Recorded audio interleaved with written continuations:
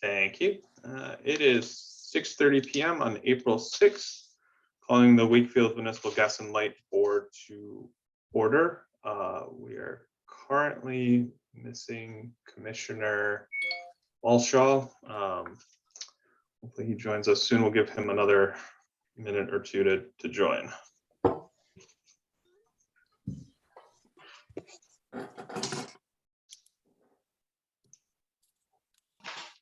Did you hear anything? I didn't hear anything from Jack. So. No, I actually tried to call him a half an hour ago because I had another issue and Okay. he didn't answer. So all right, we'll give him another minute or so and then we'll get rolling and go from there.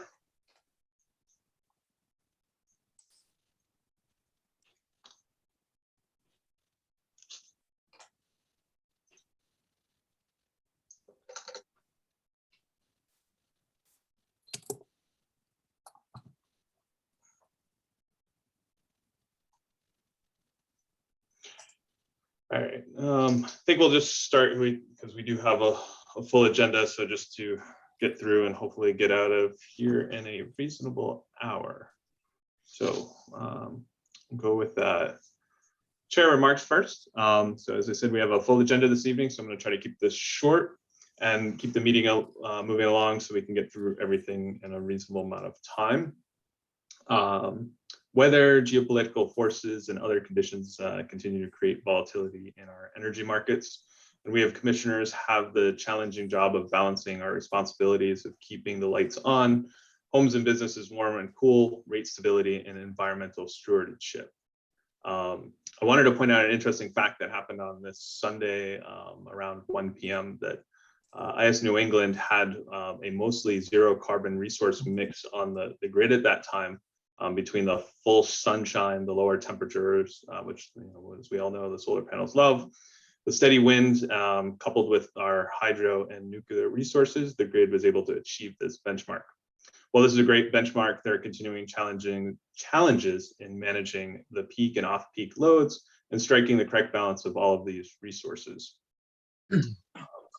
Wanted to give another thanks for another great program, A Shade Above, which is Wakefield Municipal Gas and Light Tree Initiative, where we will be providing 50 customers with utility-friendly trees free of charge.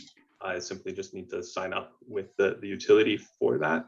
And also want to thank Pete and the team for taking some feedback that we received around possibly swapping out some of the offered trees with more native New England trees that are utility friendly.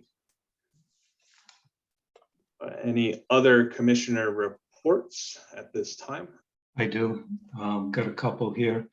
I attended a couple of subcommittee meetings. I attended 4 union contract negotiating meetings held at the North Ave headquarters, and I'll be attending another tomorrow. I see it's on the agenda, so I won't comment further there. Also attended 2 in-person meetings regarding the general manager's goal evaluations and the setting of the 22 goals. I want to thank Peter Dion for the good job of providing the updates as we went along in 2021 and the midterm evaluation. That really shortened our workload. And I want to thank Jen for her wonderful work being the scribe, putting the 2022 goals together. I also attended the Sustainable Wakefield meeting. I see that's on the agenda, so I'll hold for that. Thank you. All right, thanks, Phil. Any other commissioners? Yes, quick update on the Green Communities Energy Reduction Plan and the application to the program. There'll be some upcoming public meetings on the Energy Reduction Plan scheduled in May. So we'll be presenting before the school committee on May 3rd. We'll be presenting before the town council on May 9th. And we'll be presenting again before the school committee. We'll be back at the school committee. So they require 2 weeks to consider anything before voting. So we'll be back to them on the 24th of May, looking for a vote and final approval for submission. I am happy to present at the next meeting, if desired, to this body. And I'll have a draft presentation certainly by then. So if anyone is interested, you can just let me know and we can talk about how to make that happen. Great. Thank you, Jen. Elton, any? Good. I'm good, Tom. Thank you. All right. Thank you. All right. Town councilor liaison is not present. Before I open up to public comments, I just want to, I see we have a few members of the public. I just wanted to give a reminder, if you would like to speak during public comment, please raise your hand. I'll recognize you. Please remember to state your full name and address. And since we do have a full agenda this evening, I do ask that you keep your comments to 3 to 5 minutes. Also, historically, we have allowed public participation during the section at the discretion of the chair, which is myself. If you would like to be recognized, please raise your hand. And if appropriate, I will call upon you. If you haven't already stated your name and address before, please do so. All right. So opening up public comments, I see Melissa out there. You can come off of mute. Oh, you're on mute, Melissa. All right.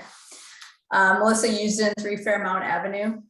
I wanted to just tell the board that I wanted to make a request that the commissioners vote to sell or transfer their shares of the project 2015A.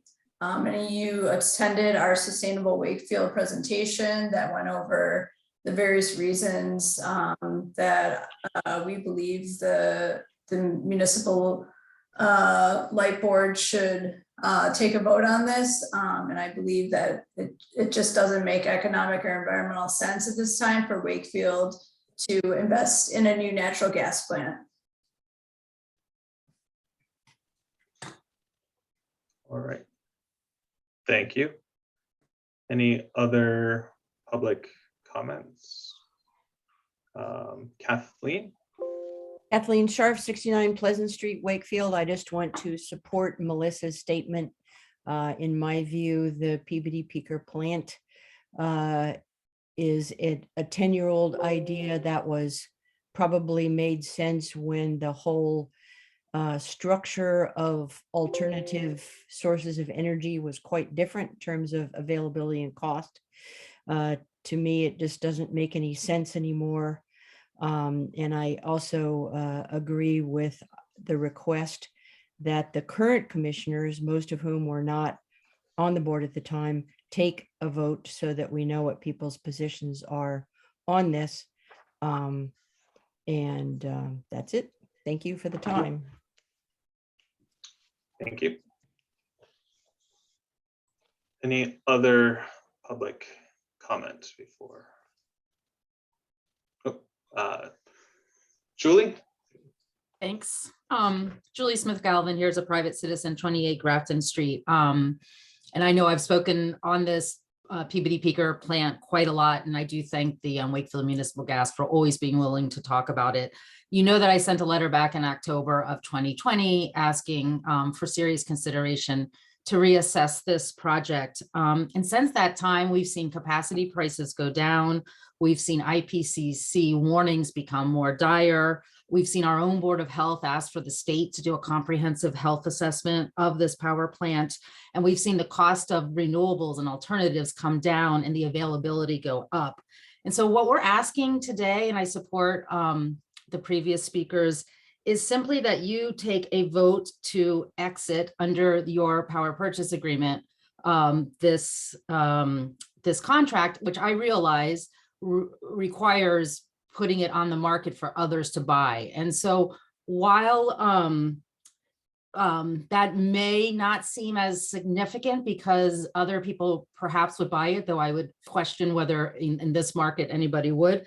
I think what's really important, the vote that you would take today, if you decide to do so, is that you will signal to ratepayers and to policymakers and to Wakefield residents that Wakefield is aware of the environmental and the economic and the health consequences of this plant, and the risks that it poses for everyone. And so I know it's not an easy vote, but I think it's a highly, highly symbolic one for the way we want Wakefield to move forward. Thank you. Thank you, Julie. Any other public comment?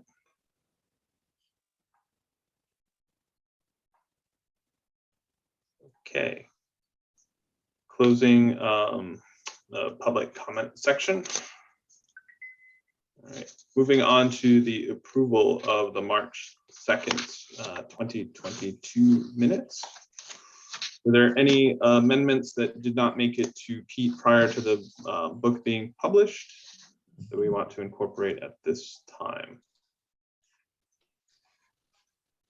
None here.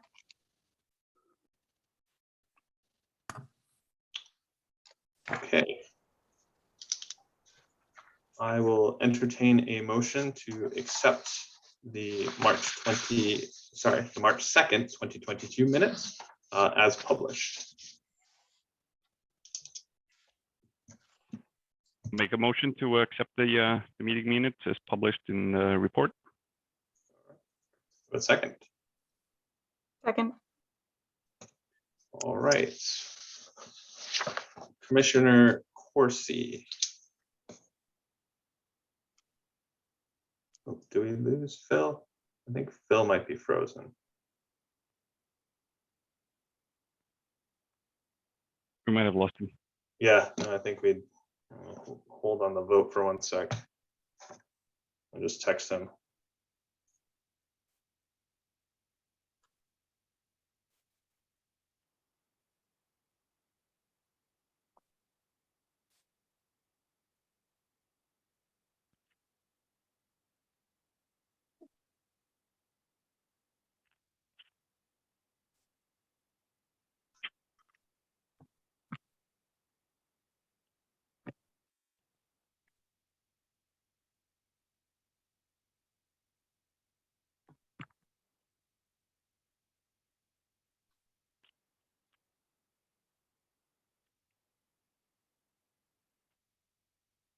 Let's see, I'm gonna try to give him a call. 1 sec.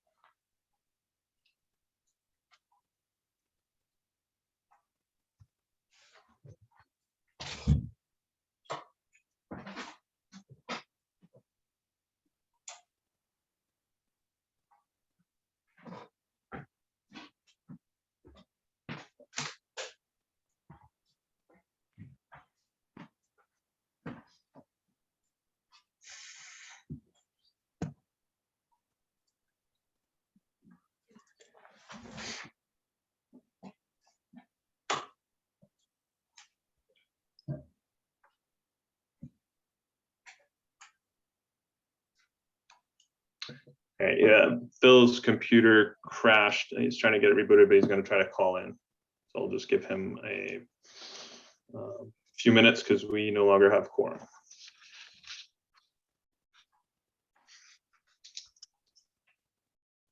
While we wait, can I make a request to the chair that we actually move up the agenda item on project 2015A to discuss it early so that the folks from the public that are on the call may leave if they so desire? I was thinking that, but I was also thinking of leaving the agenda as is. Happy to entertain other thoughts. Tom, we still have a quorum. It only takes 3. Oh, that's right.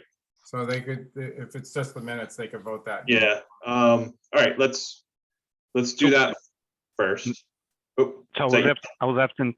I was absent from last meeting, so I don't know if my vote would count or not. yeah. Phil, is that you on the 508? Yes. Mhm. Okay. All right. Awesome. All right.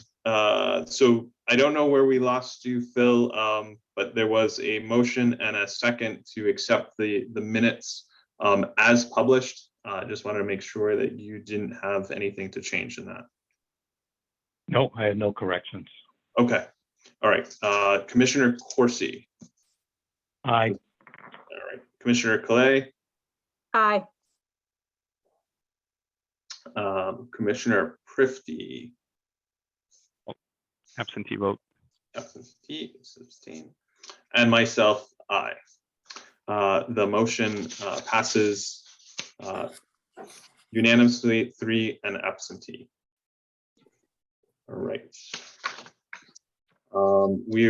Commissioner Calais brought up asking to move the 2015A agenda item up to next. Is there any discussion or any opposition to that? I have none. All right. Okay. Sorry, Vinny and Paul. We'll move the 2015A discussion next. We'll go ahead and do that. Pete, if you want to give us an update first, and then we'll go from there. Sure. The current, I'm sure you're all aware of the history. Back in May of last year, we put the project on pause to hear comments from the public, and we did make some technical changes to the project around hydrogen, around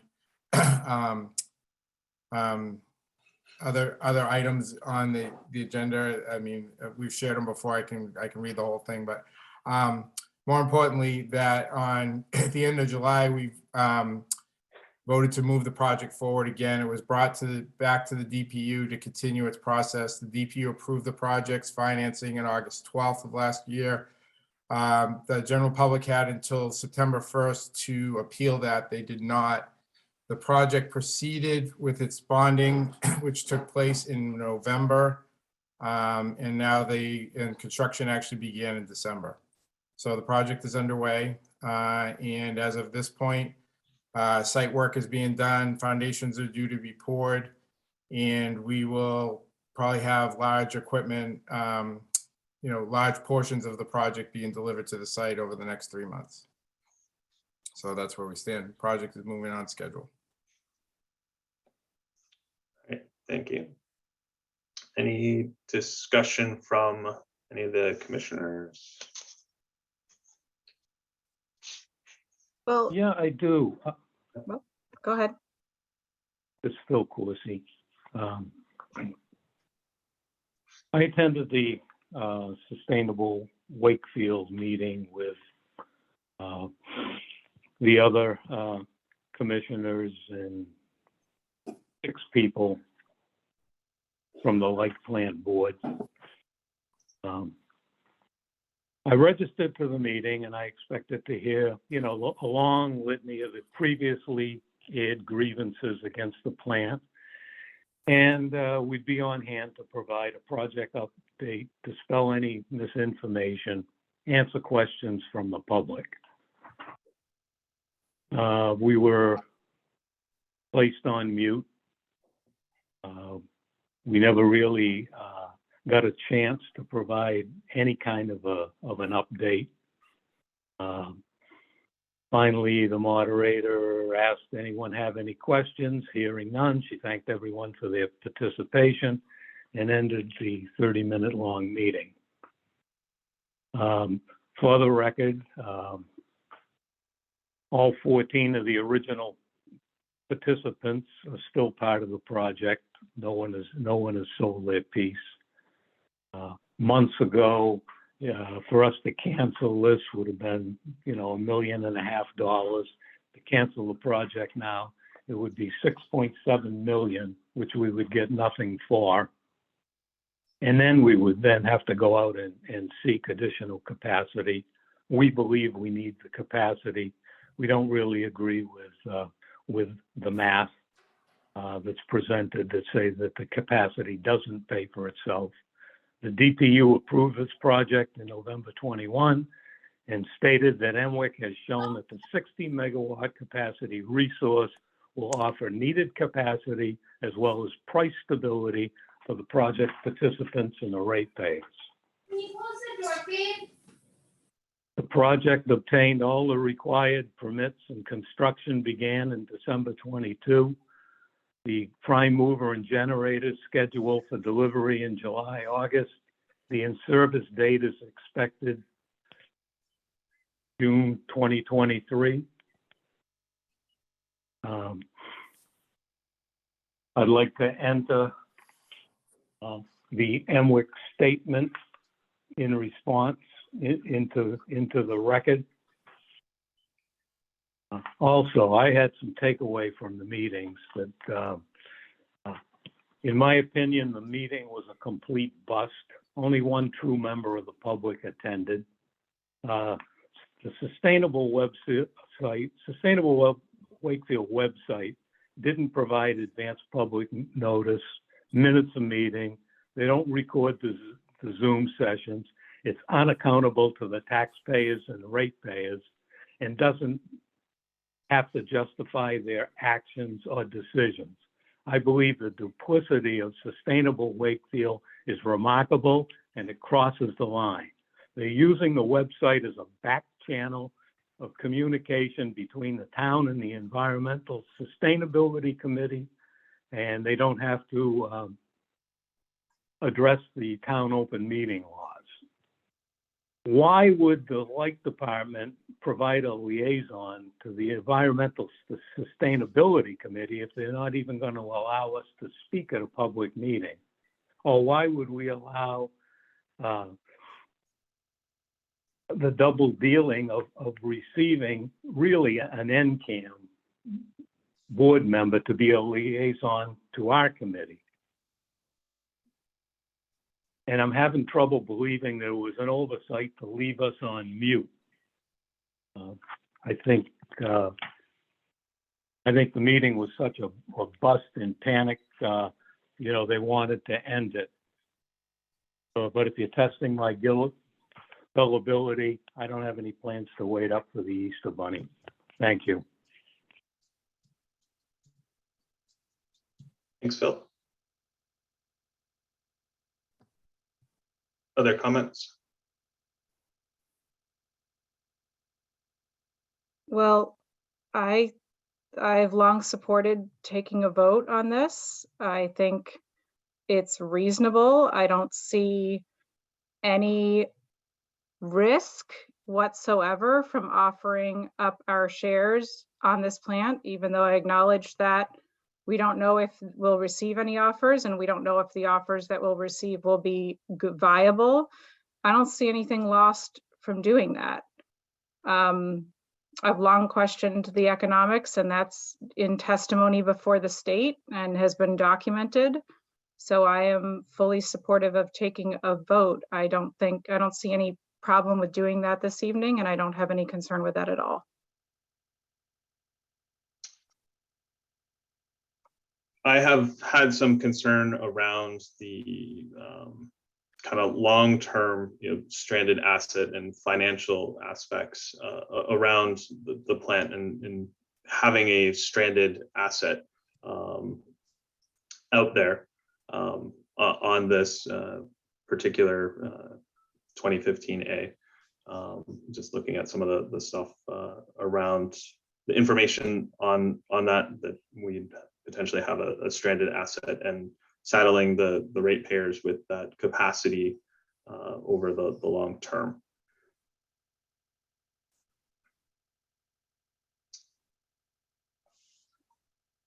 From my perspective, I think I'm not convinced that there's an other alternative to provide that source of power to Wakefield as well as other municipals that this power plant or peaking plant will be providing in the long run.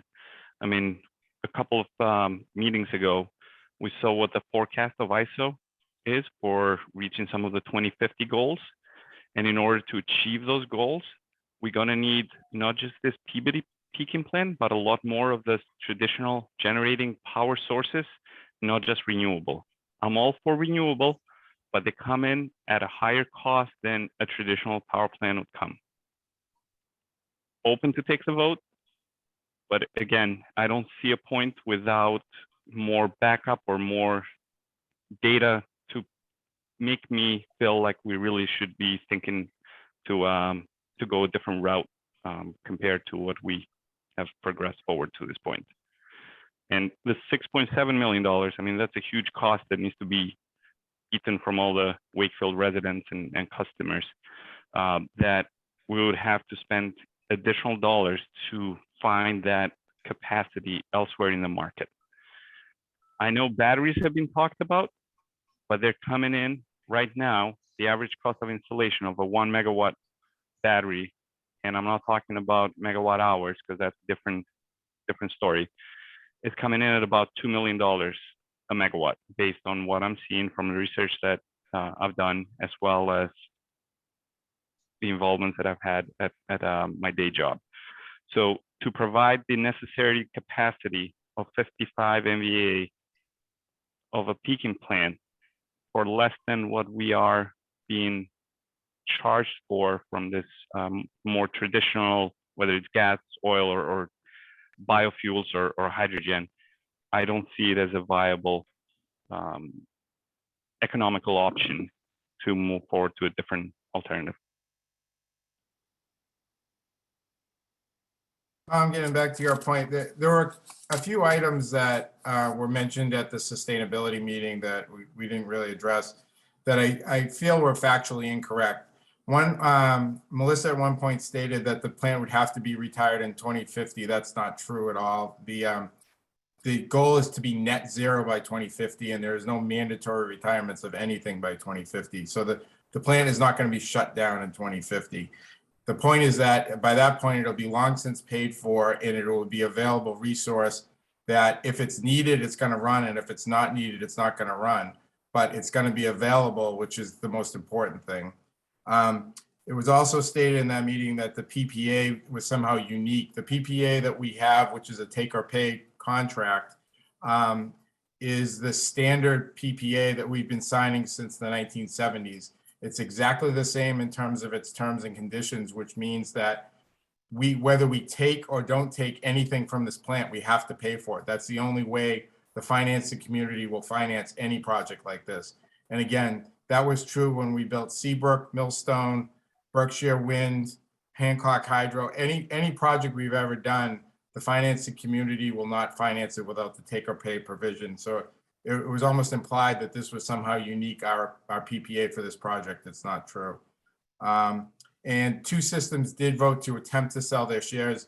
Neither has received any offers for those shares. And they're still part of the project, as we would be until we could, find somebody that would want to buy it. And they're only going to buy it at cents on the dollar. They're not going to pay full price. And we've already spent almost $2 million at this point, and we are committed to the full 6.9 or 7, roughly $7 million at this point. So in terms of a stranded cost, we've already spent them. We're committed to the money at this point, and the asset is going to be built and it's going to be there. And if we step away from it now, we're going to end up having to replace the capacity in another way, as Phil said. So that's actually going to be a double cost to the consumer, not a single cost.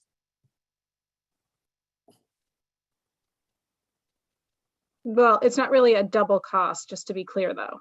Well, we're still going to be paying for 2015A without getting anything from it, and then we're going to have to buy capacity on the market. Well, if you sell or transfer your shares and somebody else picks it up at a reasonable price, that is not double paying. That's all I'm saying. It depends on where and how you sell those, but since there's no market for it right now,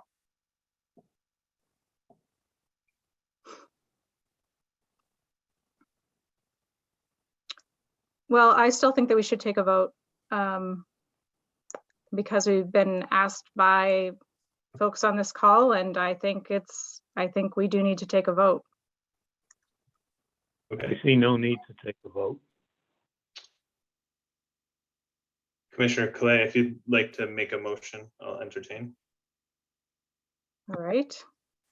I would like to make a motion that WMGLD provide notice to MWEC to sell or transfer the shares of this project. We have a second.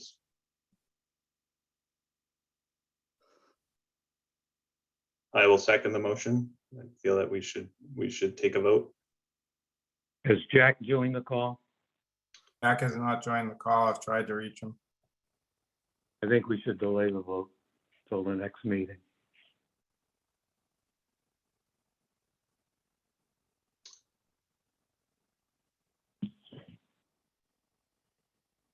I do think that potentially is reasonable.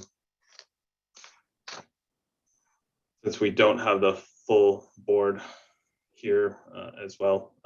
Commissioner Calais, do you have any objections to withdrawing the motion since we don't have the full board here? That's fine. We can have it at the next call. Okay, we'll put it on the agenda for next meeting with vote anticipated.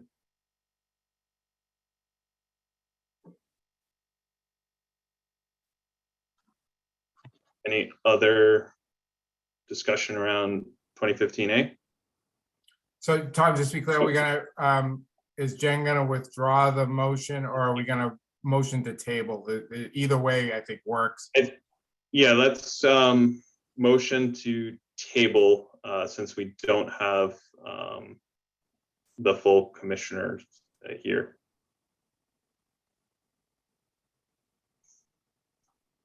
Oh, Jen, you're on mute. Sorry, I have a child walking out the door. Oh, no. I'm fine with tabling it. So would that mean that the motion would appear in the next board book?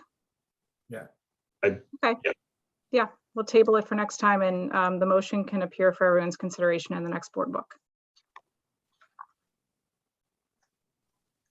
All right.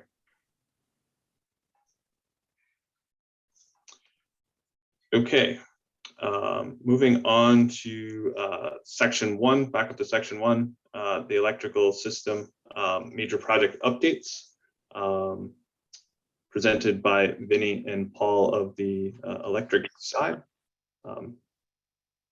Pete, did you want to do any introductions first or just have Vinny and Paul take it from there? Sure, I think you guys have all met. Paul Redmond's our electric superintendent. Vinny's our senior electrical engineer. And last year, it might have been a month earlier, we just came to present what was going on in the system, what we're working on. And so I think, we want to try to make this a more regular occurrence. So we invited them back this year to give just an update on what's going on from the electric system side. And we'll invite Jimmy Brown and Raven next month to talk about the gas system side. So I'll turn it over to them. Dave, are you going to share the screen? Yep, I will.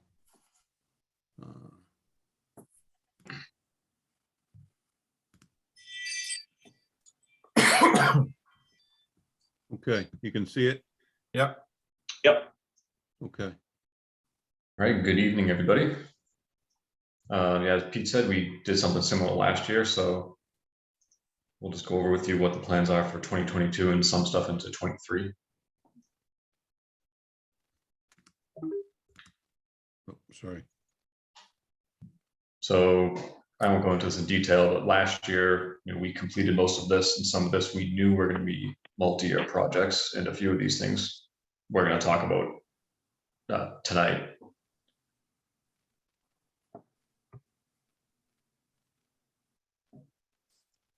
You're muted, Paul.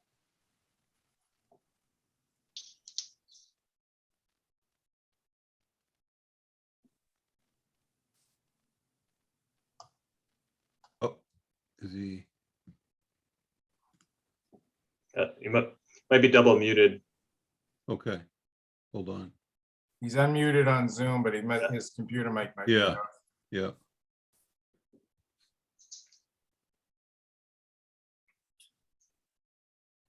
Vinny, why don't you go ahead and you can work on that while he fixes his technical difficulty. Sure. So this is a project we started last year. It's Water Street. Verizon put a lot of new poles in for us. We're basically bringing a new circuit from Wallace substation down the street, and it's going to feed the new. It's going to be a backup feed to the new McGrail substation we built last year. It's part of being able to feed the whole town with Wallace and BB substation. Yes. Can you hear me? Yeah, there we go, Paul. Okay. Thank you, Vinny. Sorry, everybody. No worries. And Vinny, when you're just so for everyone, McGrail and Wallace, just you know, what those addresses are, just so some folks might and the public might not know what those refer to. Okay.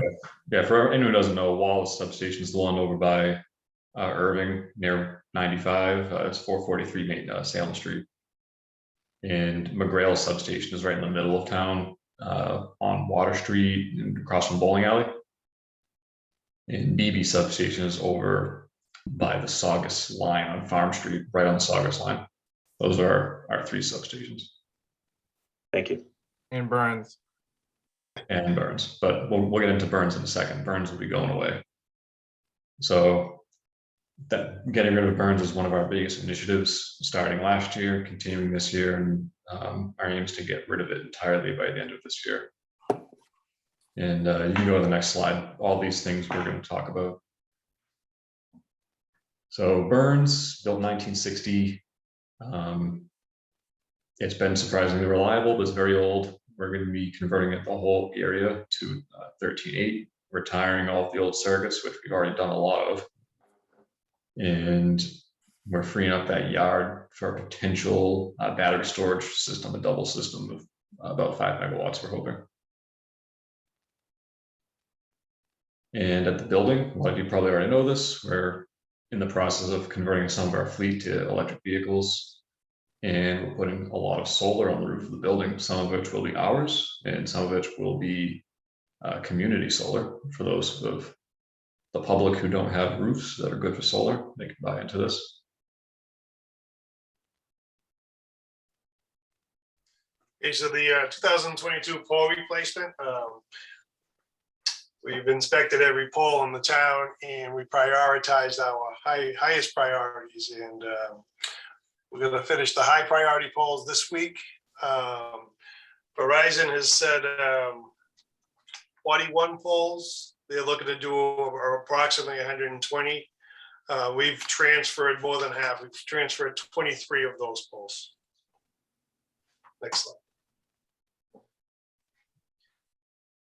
Northeast Metro Tech is being replaced, and we're working with them to have them go all electric with their heating system and develop an energy park in the area that's, we'll have a generator, a battery storage unit, and it'll be able to hopefully eliminate the need for backup generation in Northeast Metro Tech and the new high school.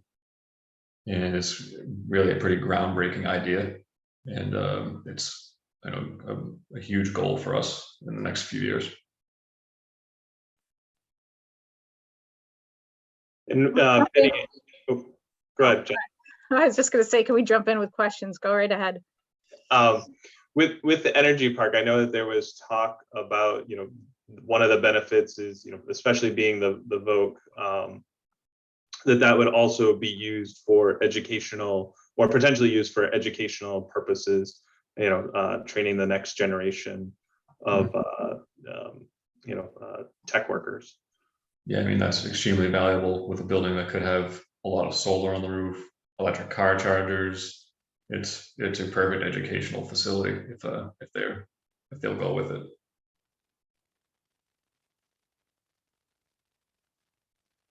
Can you define the term energy park? Yeah, it's basically, consists of an area that's concentrated with modern energy facilities like a battery storage unit and a generator that can support 2 buildings, and instead of having to have one each. And by putting a 250 kilowatt solar array on the roof and electric car chargers, it's basically kind of a test of how we can implement all these modern things and what's going to be a $300 million project. And they really should do something like this to set a good example. And it's our goal to make that happen. And the generators are like backup generators? Is that what you're referring to? It's So we're basically, going to eliminate the need on both schools for a diesel-fired generator with a single generator back at a common area, which will reduce the amount of generation that will be needed for both schools. yeah, and the battery storage unit would be the chief backup to the schools. So if they were ever to lose power, we would essentially have a microgrid that would be able to power either one of them for an amount of time. And if for some reason there was an extended outage, which there very, very rarely is, the generator can step in as well. Just answer my question, Vinny. I was going to ask whether we're treating this as a microgrid and being able to island both of those buildings, the tech building as well as the potential new high school going in. Yep. Would we be? I know we're looking at the the new high school and the tech. I guess the third significant load there is the Woodville school. Would that also be able to be participating? I know we're not reconstructing that, but would it also be able to benefit from the energy park as well? Or is that something we're looking at potentially? Yeah, I think, ideally everybody benefits from the energy park, even if they're not directly connected to it in that immediate vicinity. As we were saying, if power goes out, which is very rare, it serves a purpose of being a backup in a microgrid, but under normal operation, you'd have a battery that can peak shave, and you'd have solar on the roof that's interconnected with the rest of our system, and everyone gets that benefit. Thank you. How significant are the challenges that you have here? Can you characterize that? Are they really significant, or are they kind of can they be overcome? Technical issues are not as big as the political issues around the school and where they are in the process right now and their funding. At this point, they were pretty far down the path before they returned our call. We've been meeting with them on a weekly basis, trying to share ideas and make proposals to try to make something work, to use some of our energy conservation dollars on the commercial side, trying to reduce our utility interconnection costs and offer the ability for them to take the generator out of their price and move it to us, where we can try to construct something cheaper. We've made an offer around assisting them to get solar on the roof, where we would do something like the Amoresco project on their roof, and then they could get all the output for the building use, and then whatever they weren't using would flow back to charge the battery. So we've tried to make a creative proposal to them. I just don't. They're multi-million dollars over the authorized amount for the project right now because of the increased costs in the past year and a half with materials and labor over what was originally authorized. And the fact is that the state hasn't made any changes to their program, even though we signed into law the climate bill in last year. They haven't made any changes to the laws to reflect that this is mandatory, or it should be mandatory. So therefore, we're working hard, but again, it's going to depend on, and they're feeling a little bit of pressure, but ultimately they're looking at a $300 million project that's way over budget right now. So we're trying to help, but going all electric, they prepared an estimate that said going all electric will add about $2.1 million to their cost. We've tried to offset a lot of that by talking about taking the backup generation responsibility over to our side, by adding the solar through a partnership, by giving them some energy conservation dollars and some discounts on the utility interconnection. We've made up most of that $2.1 million overrun, but it's still, it's going to be up to their analysis. Have they, Oh, have they come back with, I know that the capital cost of 2.1, to go all electric, but we have seen through other projects and things, the operational efficiencies and the lifetime savings of that conversion is going to be a lot higher, net savings than going down the continued path of, heating via natural gas and cooling by traditional, air conditioning. Are they taking those costs into consideration as well? To an extent, but it's not their primary responsibility to deal with that. So, and again, there is big, especially if we help them put the solar on the roof right away, we're going to offset the incremental electric cost, I would guess, based on the size of the array that we could potentially put up there. And again, if they could do that without any upfront cost to them through, if we sign like an Amoresco type deal, then I think there's some huge benefit for them. But again, they have to factor that in. And the problem is that I could see so far is that Mass State School Building Committee is in a different place than the rest of the people are politically. So that's the biggest barrier we have right now. I think we could certainly bid and finance the microgrid creatively through either partnerships or financing. So there's a lot of opportunities for us to manage the energy park side of it. The bigger issue is going to be the State Building Commission and the tech itself. and when is the next kind of deadline or decision-making? So we met this week to put together a package that we're finishing a letter. We're going to get them by Friday, and then next week they're going to get back to us after they analyze the latest offer that we made them. Could the potential application for grant money through the IIJA bill be considered in this case? I mean, I think MWIC is going and looking into that, but could this project be part of a potential grant proposal for the IIJA bill?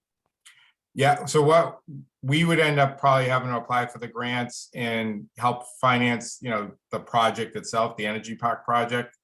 So, but we can't certainly make any promises to them. They may be able to get, I think they're going to be looking for all sources of money that they can get to for other reasons. But we couldn't make them any grant promises, obviously, but we will, as we look to build the microgrid in the energy park, we would be looking to those grant sources for ourselves to build the energy park portion of it.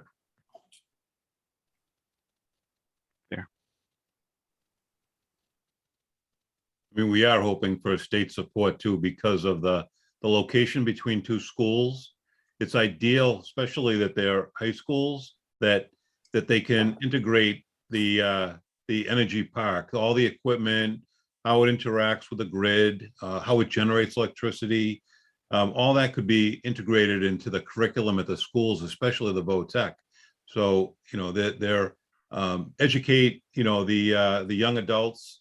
So they're familiar with the technology and how it's used. So I think, there's a huge educational benefit or component to this, along with the benefit for the schools with the town by having a microgrid in this area with an emergency shelter for the microgrid. So there's really, I mean, there's a lot of complexities to it, but there's a lot of benefits as well, long-term.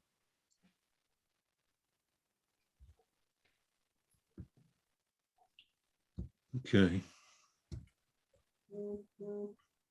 Yeah, so moving on, more about batteries, but I mentioned earlier, Burns, once we get rid of it, we'll have quite a big lot to put in something that looks like that with dual battery unit. And this is tentative at this point, but it's going through MWIC, and we're optimistic that something like this will be able to happen. Where MWorks stands right now is they had 14 municipals that were interested in battery projects like this. And there's multiple vendors out there that are looking at, approaching each of us on a daily basis. So MWorks going to handle a bid process where they're going to provide they're going out to bid for basically a cookie cutter 5 megawatt / 15 megawatt hour battery setup.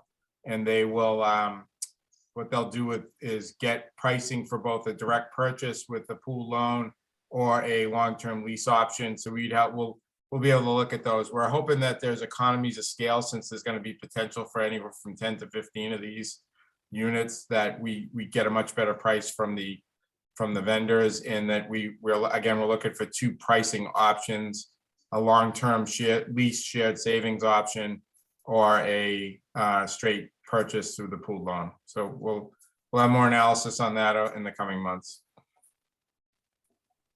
This is, I have to say, really cool, because what it's showing is that, I mean, at least for me, is that, yeah, it's hard to find like one space for, a 50 or 60 megawatt, battery storage. But if you pool the substation land across all of the munis, that you actually, available space, that you actually can install a significant amount of battery storage with just the existing, owned land by those entities. And so I think that this is a really cool aggregation project that you guys are doing.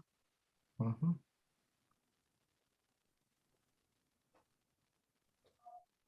Okay, Preston Street, right now that's fed off of W30 through 3 step-down transformers, stepping it down to 4 kV. We need to do some pole replacements there, running 2,300 feet of new primary. Then we'll be able to remove the step-downs and energize that with W30, which also will give us a tie to W32, giving us more tie options on the 13.8 system. Next slide. 1380 underground feed. It's a 50-year-old underground feeder that's lead poly from BB station to McGrail station, about 9,000 feet. So it'll be a good opportunity to upgrade that and increase our reliability there. So we're not having much problems with it now, but testing has shown that it is time to replace. So this will be another great upgrade to the system. So Vinny, you want to just give a second on the fact how many lines go from BB to McGrail now? One's relatively new, one's like half. And Yeah, we got 4 lines that go from BB to McGrail. And for those of you who don't know, McGrail is our central substation, so it needs to be connected to the other 2. And out of those 4, 2 of them are brand new, and 2 of them are pretty old. I mean, they were installed at the same time BB was installed. So they're, in this particular one, the mega readings haven't been great on it. It hasn't had any cable failures, but it's definitely due for replacement. It's got lead poly cable, which is really the only cable that ever fails that we've seen.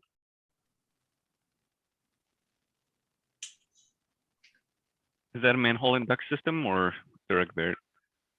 Sorry, what was that? manhole Is that duct. manhole and duct or direct dirt? Yeah, it's all manhole and duct. We don't have any direct buried. Well, we have one little piece of it at the head of the lake we'll have to deal with the next project. The project, yep, okay. I remember that.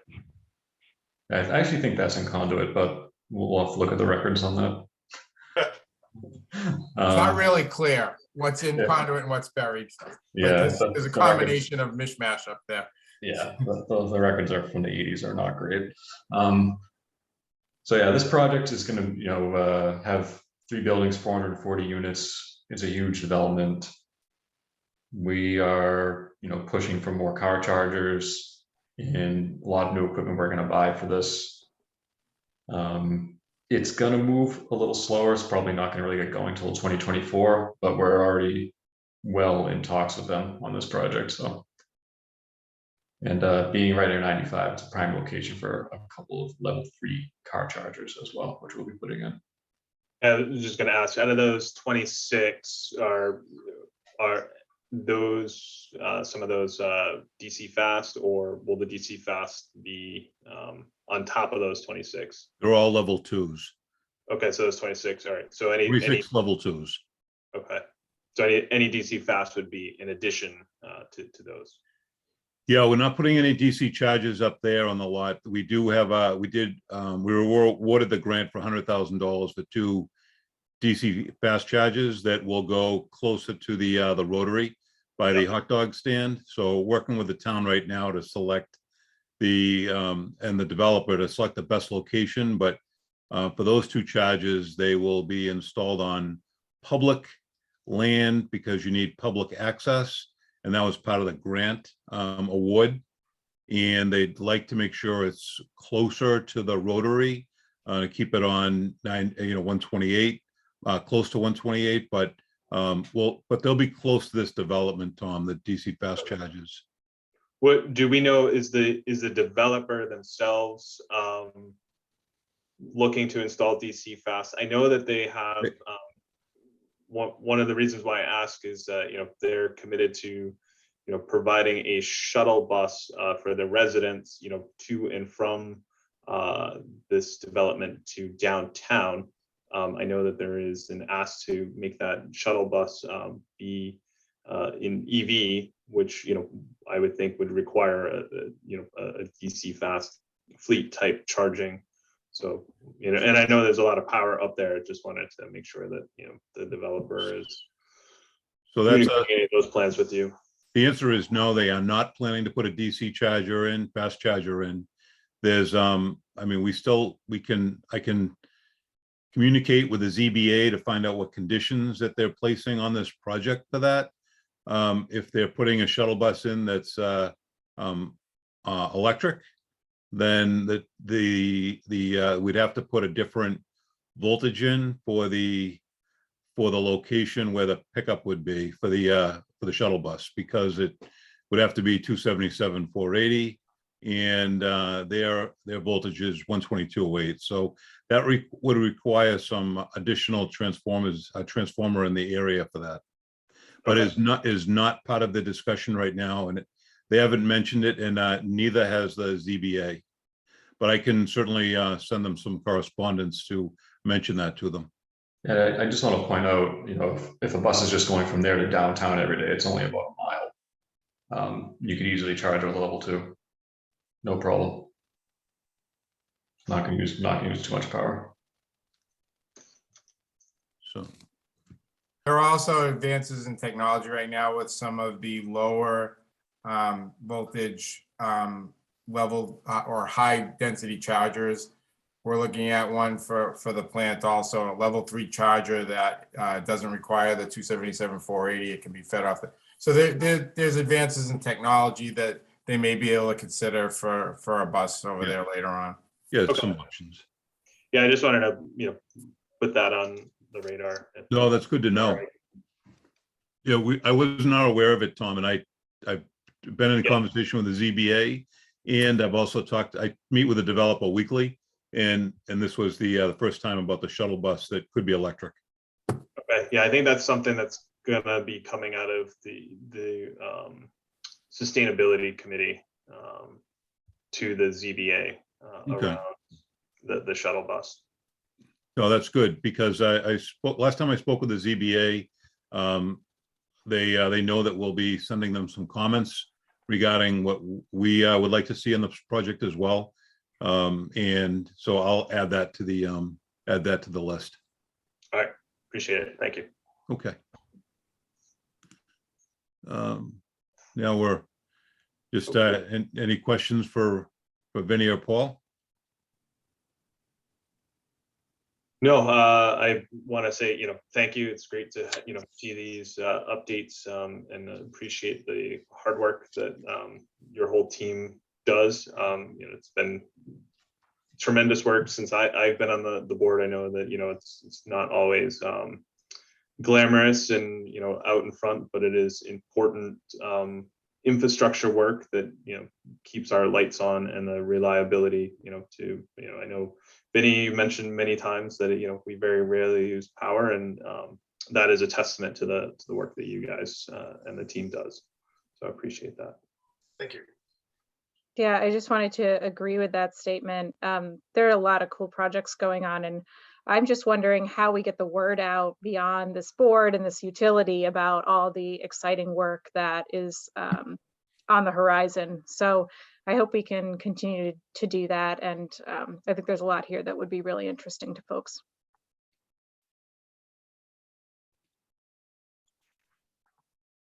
Thank you very much. Thanks, guys. Good job. Thanks. You're welcome to stay or and continue on, or if we won't be offended if you I'm want gonna to stick around. All right. All right, Pete, over to you for the winter gas and electric supply status update. Yeah, so we still haven't seen our March bill yet, but our February bill was a little bit better on the gas side. They were able to utilize the peaking capacity effectively. So we were able to drop our cost of gas charge, I think, by 15 cents this month, Mark, was it? Yep. Yeah. Yep. So we were able to make some significant progress on that. Electric's lagging a little bit because it's more steady state on the, we had some direct control of what we could do on the gas side. Electric is kind of hanging on, but we will be able to drop that probably in another month or two. So overall, again, it was a tough winter, especially January. I haven't seen March yet, although March was a little cold at the end. So I don't know if it was unseasonably cold or just kind of normally cold. So we'll wait and see how the results come in.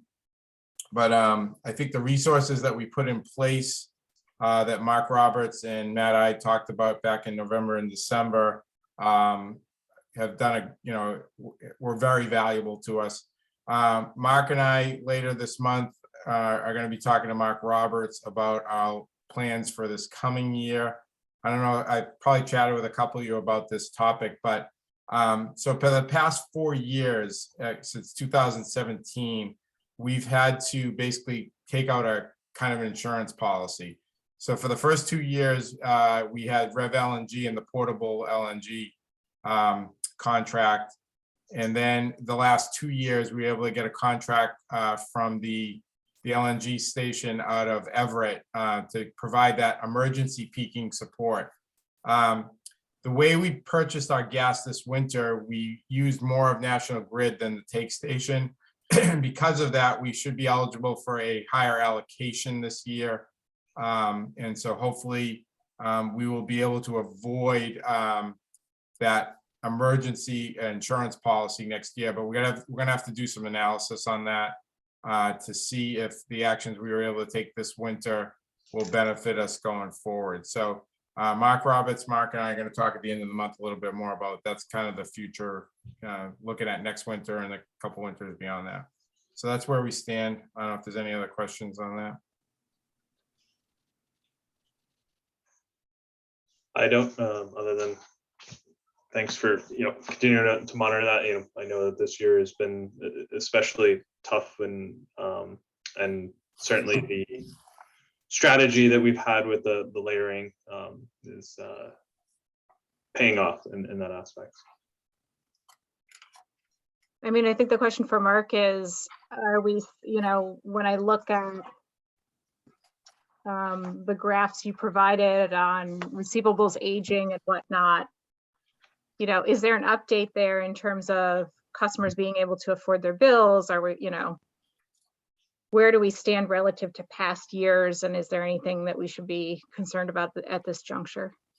So for right now, no. So to answer your question, Jen, the graph kind of tells it all. I mean, right now we're not in panic mode. As far as that goes on the graphs, is people paying their bills and whatnot. So we are in a better position, much better position since since last year and when COVID hit. So coming out of that, we're in a little bit more of a favorable position, even though some of the bills have been higher.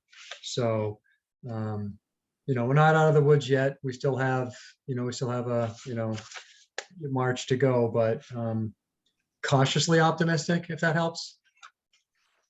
So. And on that, I know one of the benefits that we have had this year, there are more resources to folks that are having trouble. And we have been able to point them to more sources of potential assistance. So that's been kind of helpful to keep people current. And, Robin's been working very carefully day after day to kind of talk to people and make sure that they're trying to minimally set up plans if they can. The moratorium ends on really March 15th, but we always go to April 15th. So we will be, there are still customers that ignore us and they wait till April and they find themselves in trouble. And that's kind of the problem but that's a traditional problem. That's nothing special this winter. So those people are usually the ones that find themselves in trouble. If they've blown us off all winter and they don't want to talk to us, when it comes to spring, all of a sudden you're on the shut off list. And Right. so that's not new. So, Yeah, and you've been, by the time you're on that list, you've been contacted by mail, by phone, and so on and so forth. It's not through lack of trying on our part anyway, so.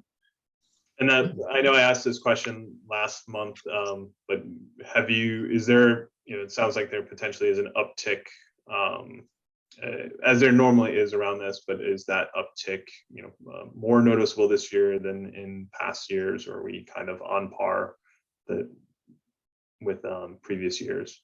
So the answer to that is yes and no. So I'll give you a double answer, because percentage wise, the receivables, when we look at it, we look at anybody who's 60 days old, balance 60 days old, 90 days old, and that type of thing. That's been a little bit better. We've done a little bit better than consistent with prior years. However, like I mentioned before, the dollars are much bigger this year to previous bills, just because of the energy environment that we're in. So dollar wise, not so much. However, percentage wise, which is really what tells the tale, the percentage of people that are paying their bills or not paying their bills, that's performing better, a little bit slightly better than in years past. So it's a split decision on that one, Tom. Thanks. Yep. All right. Any other discussion on the supply side? On that update. Moving to the gas moratorium, Commissioner Calais had asked that we have a discussion around the moratorium. Jen, I'll turn it over to you. Sure. So a few months ago now, we had some discussion about the existing moratorium and around a specific customer who had asked for an exemption. That was, I think, earlier in the year. And there were a number of meetings around that. And through that discussion came up the idea of whether the moratorium is equitable, and whether to, in fact, bring new construction single family into that moratorium. So that's what I wanted to bring back tonight for further discussion. I believe at that time I had raised the idea and I said that I was supportive of having it be more all-encompassing of new construction in particular. And it sounded like there were other folks interested in discussing that in more detail, at least, or the concept of it and what the pros and cons would be. So I really just wanted to open up the discussion for that and to see if there, other commissioners' thoughts. I'll throw my 2 cents in first. I think that particular situation and some of the examples brought up, the comparison showed a kind of a failure of the moratorium in that specific instance of where the goal of the moratorium was to kind of protect the peaking capacity, and the example that was being utilized, square footage is the same as some new construction single family homes, but because I'm constructing a multifamily, I'm being denied that from the moratorium. And I think that particular case was an example of where the moratorium didn't fit some of the goals that we had initially put forth. So I'm also open to exploring how we can potentially adjust that as well. Any other discussion, Elton, Phil? So is this going to be for new construction or even upgrades to existing single family houses that somebody's upgrading a furnace or asking for an increase on the gas service capacity? Good question. I believe we have only been in the new construction space to date, and we haven't been in the major renovation space yet with this moratorium. So that's another angle to discuss. Okay. I mean, I'll lean more towards new construction personally, rather than getting into defining what major renovation is, because that could be another can of worm. If we go down that path, I think I would like to, or propose to give people a grace period as far as not or having the moratorium go into effect right away. It could help with some of the existing applications that are going through the building department or on new construction homes. So people have already made their plans, costed out the projects. So it might be a burden on somebody, similar to what we're talking about with the Vogue school, right? Where going to full electric could be a burden to some of the customers. So regardless of which way we go, again, sort of a buffer period would probably be something that we should think about before the moratorium goes into effect. So the way we handled it when we went to the moratorium for multifamilies was we said that any building permit that was already either approval through the ZBA planning board or an existing building permit, they were exempt. But anything new after that, those three things that, so on that date we voted, anything that was basically already in process was exempted. Anything from that point on had to go through, was basically not allowed to have gas. And that could work too. And John, when you say, new construction, that is, and maybe this is the definition that we need to potentially get from the building inspector. So, like there's different definitions, is a new construction when someone takes an existing home and, rips it literally to the foundation. Is that considered new construction versus, pouring a new foundation, and where those thresholds are? Just some of the thoughts around that. Pete, do you have any information on that just from our existing policy? Because I would think it would come into play even with conversions into multifamily and whatnot. Yeah, well, it's been easy because if they were converting to a multifamily, we haven't let them. But we have let, like, if they leave a single wall up and it's considered a quote unquote renovation, we have allowed it for those customers. The place where we veered off is like when we talked about that customer from last fall, that he was kind of doing both. He was trying to say that it was a single family, but actually making it a multifamily, and he was kind of all over the place. And ultimately, it was becoming a multifamily. He wanted multiple meters, and so that made it clearly outside. In this case, we would have to decide whether we would want to include that type of situation or not. So I would think that we would just align with the town's definition and not try to recreate our own for this purpose, whatever that definition might be. I honestly don't know exactly how they deal it, but we'd have to learn that from the building department. But I'm sure there's clearly a definition that's the difference between a renovation and a new construction. So we can find that out and use that definition to the letter. Yeah, I mean, there's also the consideration of if somebody purchases a small house, demos it, and puts a bigger one, the gas could be an existing service. So again, I don't know if we should be disallowing them from interconnecting to the gas system if there are cases to that nature or not.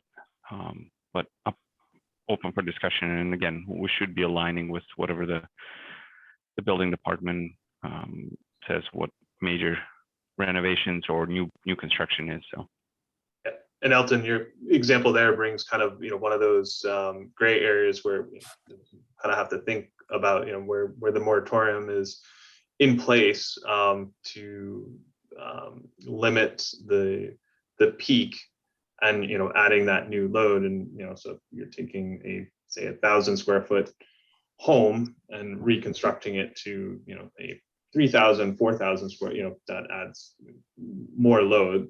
Right. Obviously, I know that we have processes in place that when someone is asking for new gas service, that we're being consultative and alternatives to explore before going down that route. But I think the moratorium is kind of that last defense that we have in that aspect. And clearly that has worked in the larger complexes, is the one that Vinny just showed, that those 440 units are all going heat pump in the presentation. So, and from the last meeting, the analysis that was done on the just the overall cost savings that were shown between that and also the environmental benefits as well.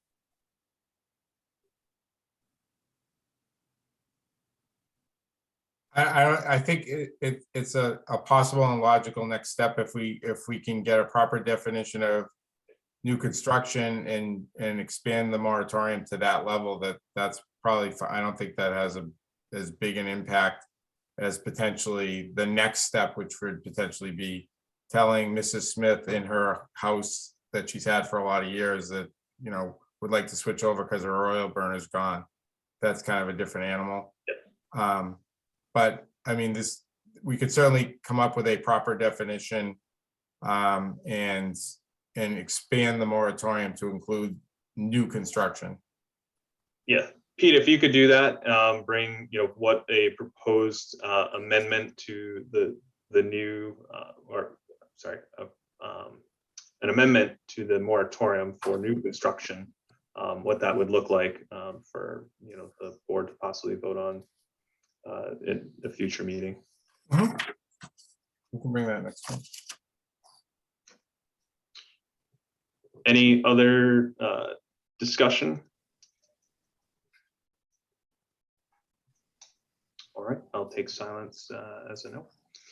All right, let's move into the public section of the review of the 2021 performance and the discussion of the 22 goals.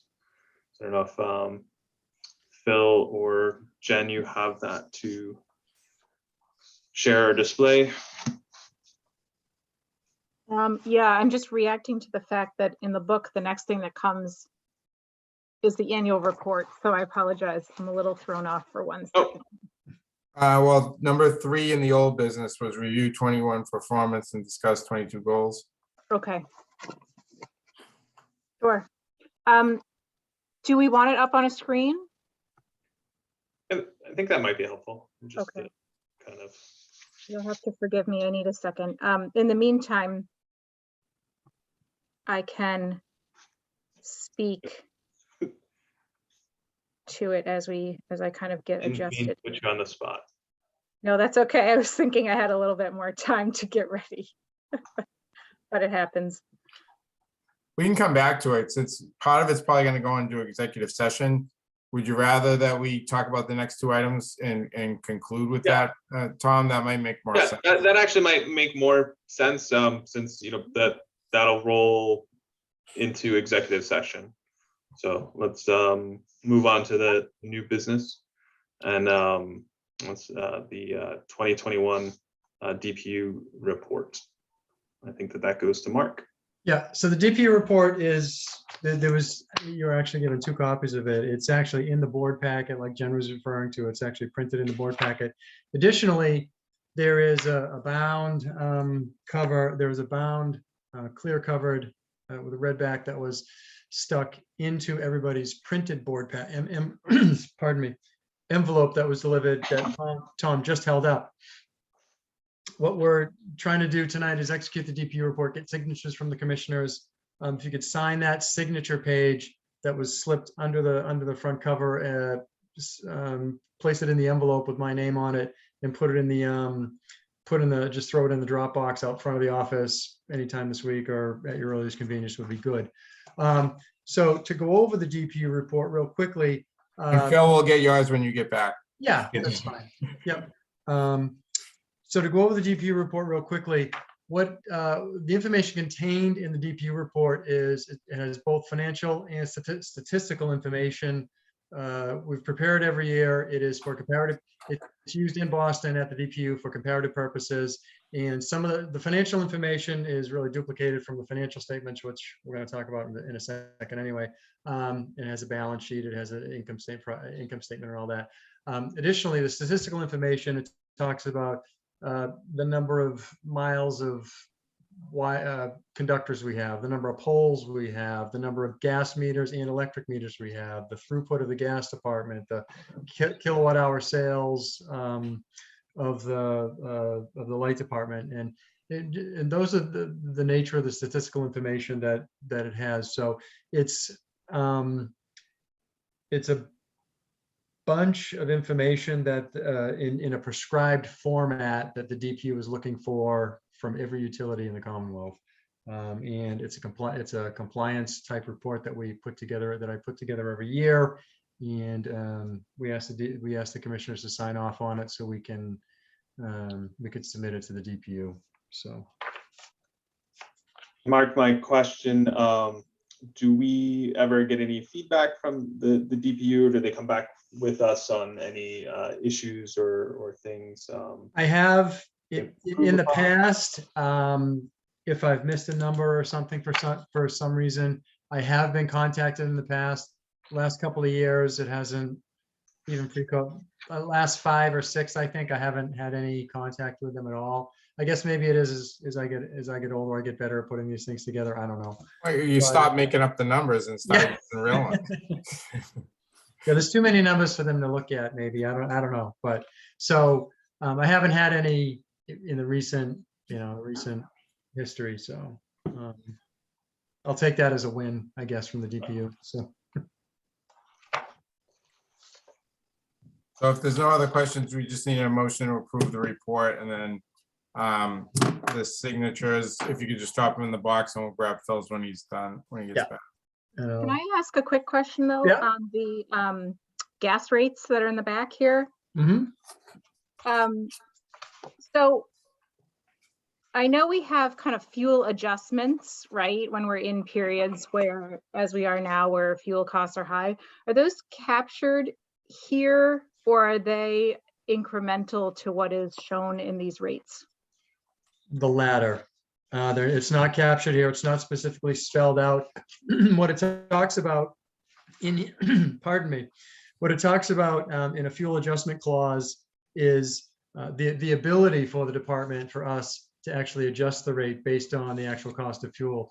And we're given that, us and every other utility, we're given that latitude because we'd be filing a new rate with the and they don't want to see it every month either. So so it's by design. Okay. That it's put together, that the tariffs are put together that way. So Okay, thank you. That's helpful. yeah.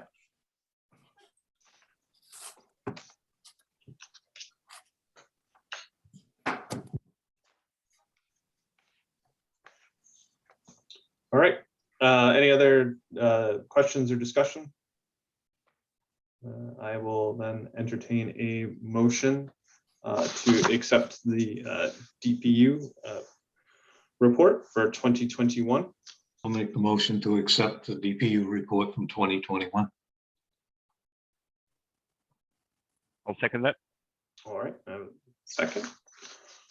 All right, Commissioner Corsi. Aye. Commissioner Calais. Aye. Commissioner Prifty. Aye. Myself, aye. Motion passes unanimously. All right, Pete, moving on to project 2022A, the MWEC battery project.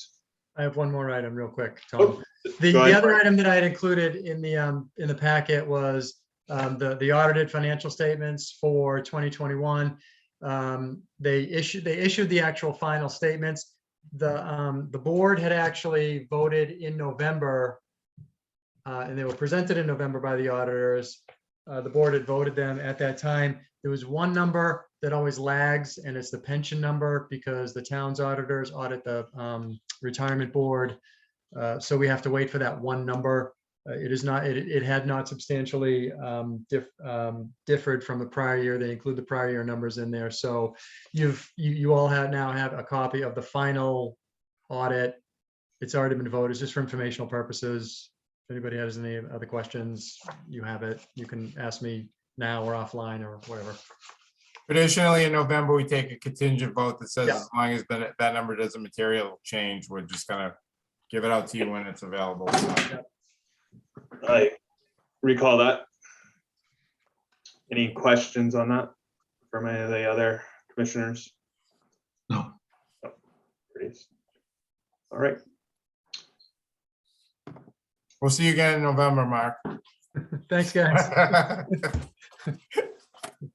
Your job is concluded. Yeah.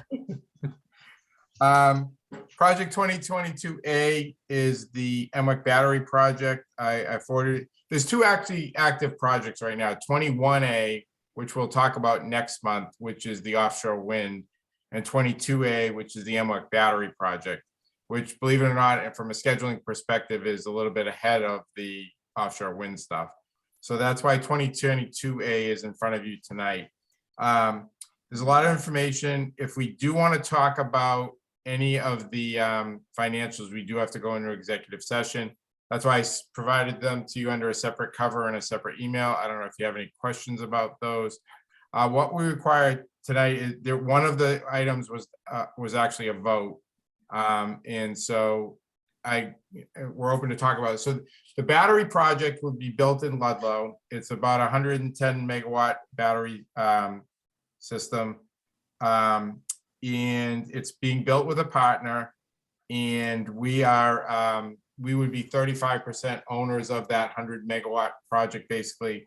So MWEC's got approximately 35 megawatts of that, or 39 out of 110 or whatever. And we would be a 2.85% participant. So our share is roughly a little over 1 megawatt. So that's where we would stand. We think it's a good I've spoken many times as we've had these power supply discussions that we're really looking to have layers because there aren't going to be, for the foreseeable future, we don't see, and as Elton noted, that we don't see any big units coming down the path right now. There's a lot of pain even fighting about a peaker, never mind a big unit. So right now, we just need to keep adding layers of capacity and layers of energy.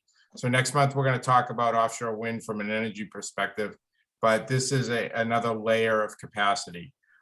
So we're looking at this as another piece of the pie. We don't feel that it replaces 15A, it supplements 15A, and that's why we're looking at a project like this. The issue that is at hand is that they tried to bid into the market, but the MOPR, or the minimum offer price rule, they were actually going to potentially be able to bid in at a lower price than the minimum offer price required. And therefore, they didn't clear the market this year. So if we vote to participate in this project, which I think we should, it will be very similar to 2015A in that we will not actually proceed beyond engineering until we clear the market. So that's what happened. You'll recall that in 2015, we voted to participate, but we didn't clear the market till 2017. So that's when we started to proceed with engineering and contracting and all that. This project will go much quicker than that because it's a little more canned and a little, there's fewer issues associated with it, especially where we're the landowner. And, so there's different issues that will make this be able to go quicker once we clear the market. I know Tom had asked to talk a little bit about the minimum offer price rule. It was originally slated to go away this year, but a combination of FERC and ISO New England requested that it be continued. So it has actually been continued for 2 more years. So the rule will not be going away at least until 24.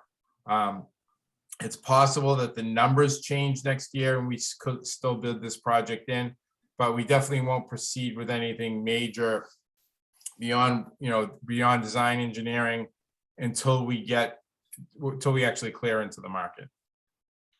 Is on that, and I know that IS New England and FERC are also considering, you mentioned changes that only 50% of the nameplate would be able to participate into the forward capacity. Is that being considered here?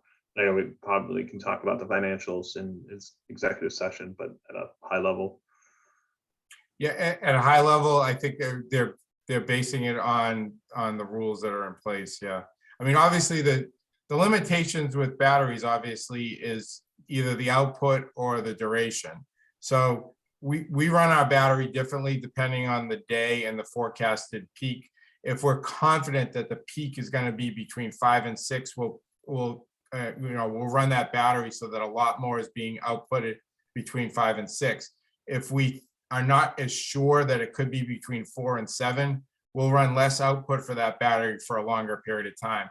So that's why some of those bidding restrictions exist, that there's some restrictions on batteries, obviously, that are different from a generator. So that's why they have limited rules, because operation of these batteries definitely have variables.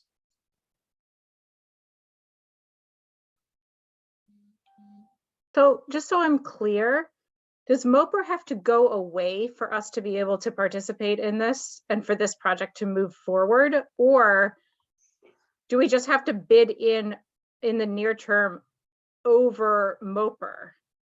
So no, we actually have to bid. We can't bid in under MOPR. We have to bid in at the predefined price defined by MOPR for battery projects. So it's a prescribed number. So we have to bid in at that number. Even if we could do it cheaper, we have to bid in at that number. So does that just affect, just so I understand how this actually works in practice? So if we bid in for, and I'm just making up dates right now, maybe you can correct me, like 2024 as an example, and MOPR is still in place. And MOPR says that batteries have to bid in at $4. We would have to bid in at $4 in 2024, but if MOPR went away in 2025, then we could bid in that year lower? Yes. Okay, I think I get So it. when MOPR goes away, we'll be able to bid in what we forecast our true cost to be. So this is not like well, it could be a long-term problem, but it's more likely a shorter-term problem until, maybe a year or two in this entire project. Right now, it's been moved. Yeah, it's been moved out 2 years. So MOPR has been continued for 2 years. So the next 2 bid cycles. So, again, hopefully that changes or goes away. But at this point, the MOPR price defined for the batteries is not clearing the market. So. Okay. And if MOPR, what happens in the scenario that MOPR never goes away? I don't know. Because this project we'd build the project, but it'd be uneconomic, correct? No, we wouldn't build the project. We wouldn't go beyond the engineering phase.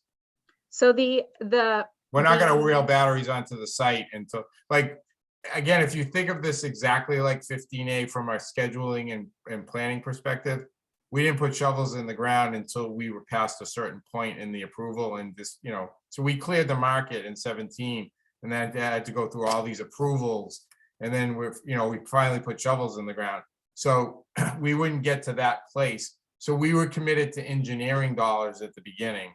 And then the cost gradually grew as we got further along in the project. So we're committing to the engineering dollars right now. And then going forward, we'd be part of the whole project once we clear the market and bid in. But they're not going to build it just hoping that we ultimately get into the market. We'll only do it when we know we're in the market. Okay, I think I follow. Okay, I thank think you. you got muted, Jen.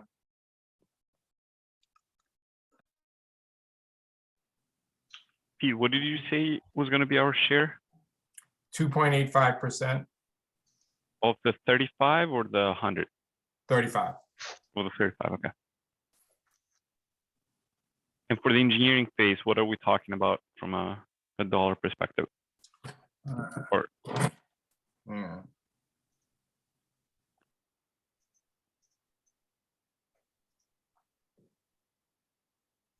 Looks like our share would be development about $270,000.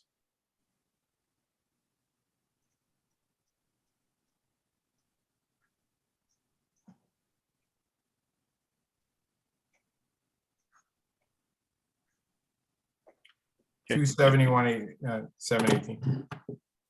So Pete, when just out of that 35, just doing quick math, that 2.85, that's about a megawatt. Is that, did I do that correctly?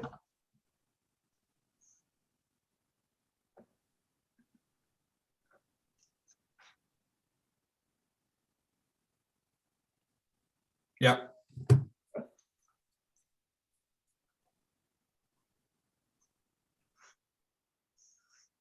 And this would be just impact, bidding in for capacity, so essentially be having a megawatt bid into the capacity market for whenever it's called upon. Correct.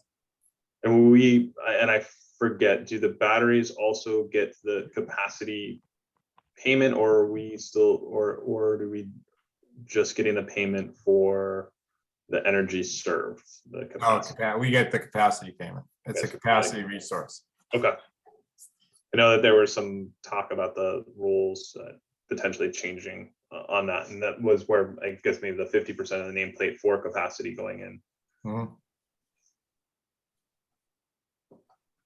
On the Clean Peak standard, we obviously don't have a requirement there, but it looks like we receive some financial remuneration from that, but it lasts for 10 of the 20 years.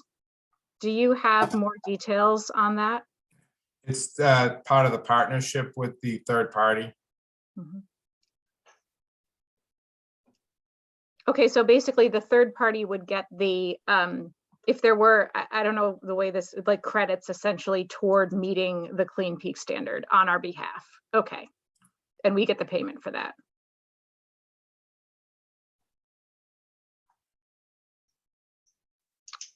If we have questions on cost, we need to go into executive session, correct? Mhm. Okay, I have some questions. Okay. Do we want to, maybe I'm thinking, Why don't we go through the public portion of the goals, and then we can go into executive session for any, we have a very brief collective bargaining update. And then we can talk about any questions about 15A, 2022A financial stuff. And then we can conclude with your review of 21. yeah, I would say we can come out and potentially, do we need a vote on 2022A tonight, or? Yes, we do. Okay, so yeah, so we can go into executive session, talk about those things, come out for a vote on that. So Jen, I guess we'll move back to you for the 21-22, you and Phil, for the public part of that, and then obviously we have to do the 21 performance and evaluation and executive session as well. So. Yep. Okay.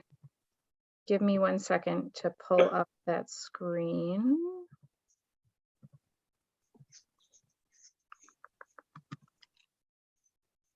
Let me know when you can see my screen.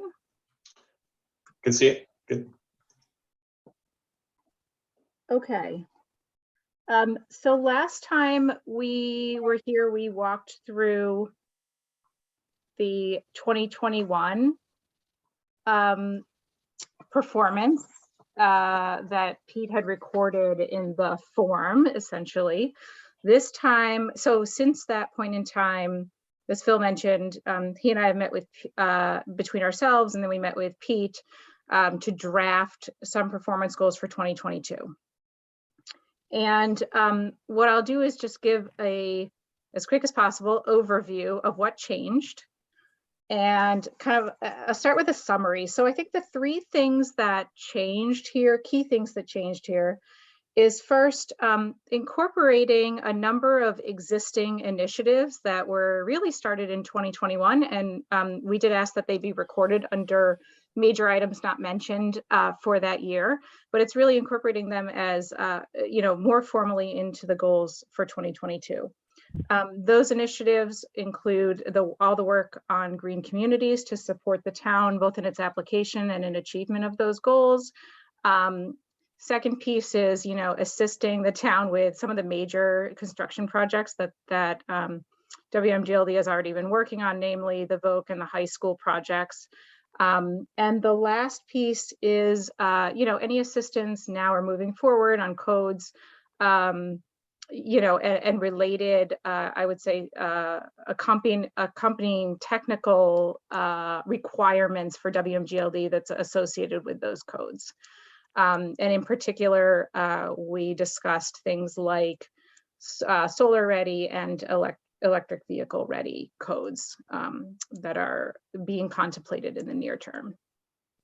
The other big change is a shift from a focus pretty solely on website updates to broadening that out to a broader focus on marketing and increasing awareness of customers of all the good work that's been going on over the last couple of years. We're coming out of COVID, hopefully a little bit, and so that gives people a little more bandwidth to do some of the projects that might have been put on hold for a while there was a lot of uncertainty and inability to do work. And then the last piece is incorporating in, I think Phil made some really good points about energy market instabilities and global insecurity in terms of energy. And so really folding that in to the goals for 2022 with the assumption that they will be impacting us for a little bit longer term. And so really recognizing that here. So those are the three big changes. I'm going to walk through now each section and kind of which pieces changed more specifically because we didn't provide a really good red line copy here.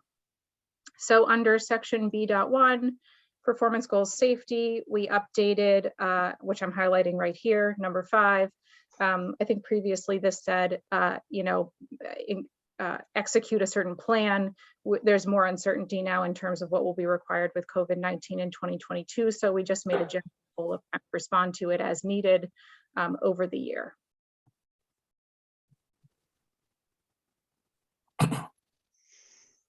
Under B.2 operational, sorry, I need to flip my code. Key change here is on number 4E. In the past, so we've contemplated changing from a percentage goal to an actual hard number, and this is the first year that we did. This used to say reduce class 3 leaks by 15%. As those leaks the number gets lower, the 15% is actually a higher goal as a percentage, in terms of a number out of the total. So we changed it to a hard goal here of 60 by year end from where we are today.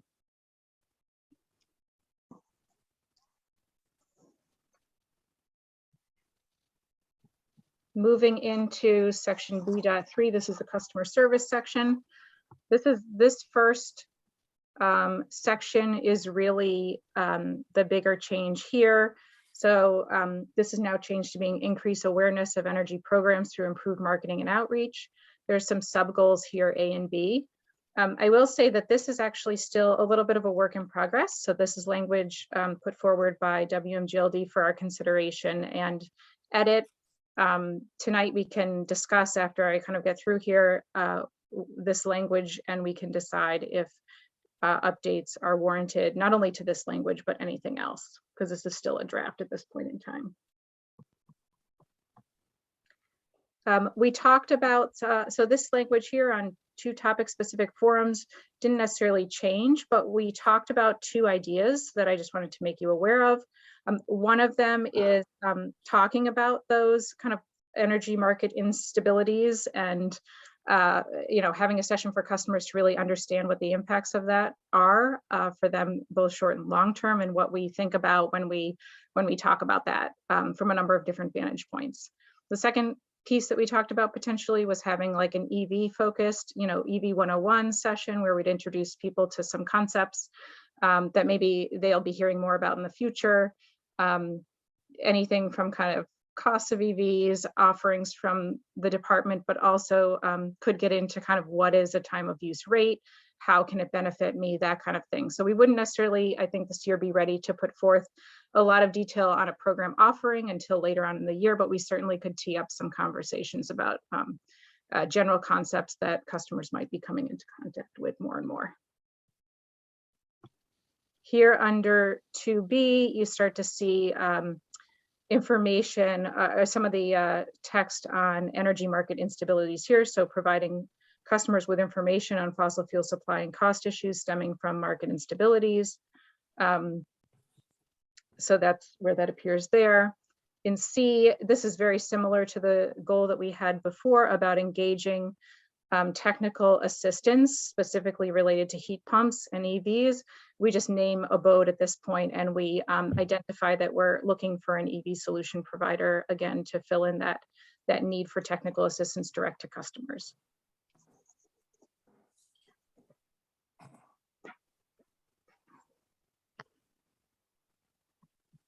On section B.4 financial, there's now a new section, actually, so there's an update to section 5 here, talking about managing account receivable growth due to both COVID-19 and energy market instabilities. 6 is brand new in terms of managing our WMGLD costs from, again, energy market instabilities, and there are 3 sub-goals here. One is focused on supply costs for natural gas and electricity. One is focused on dependence on gasoline and diesel fuels in company vehicle operations. And then there's a third that's customer facing, talking about the impact of changes to fossil fuel costs on customer rates and bills and some mitigation options that we can offer.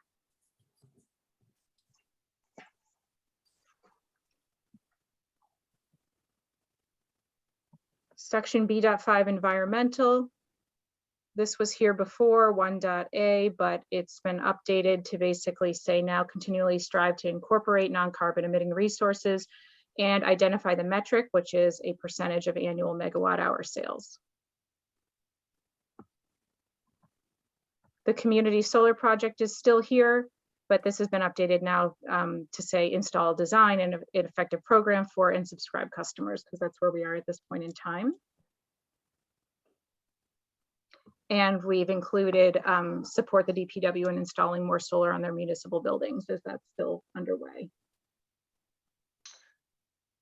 Jen, on that one, do we want to, I know supporting the DPW, but do we want to make that just broader, just municipal buildings? So do you mean remove DPW in particular?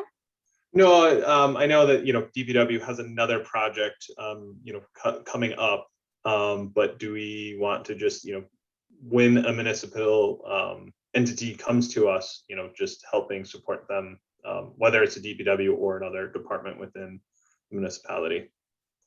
So just making that a little bit broader to support town. Yeah, support town. Yeah. Okay. I don't see a problem with that.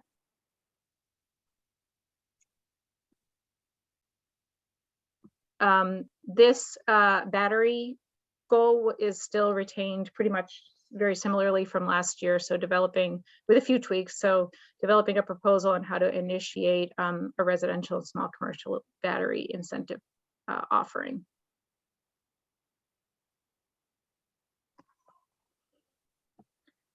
Under 3 is where you see some of the new items that I talked about at the beginning, recognized here under C, D, and E. So supporting the town to reduce carbon emissions in school building projects, supporting building code development and adoption, and supporting the town on implementation of green communities.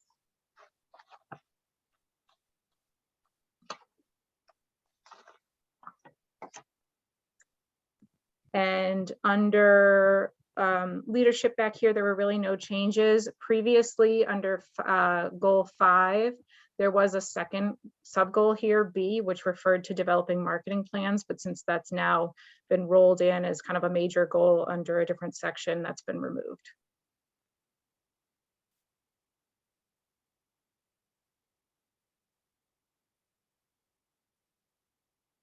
So I think there's two things we, wanted to do. One is to certainly get your overarching feedback, but we also wanted to have a more focused discussion, I think, on the market, the increased awareness marketing goal, to determine if there's if the sub goals as written are satisfactory, or whether there's other ideas that haven't been represented here.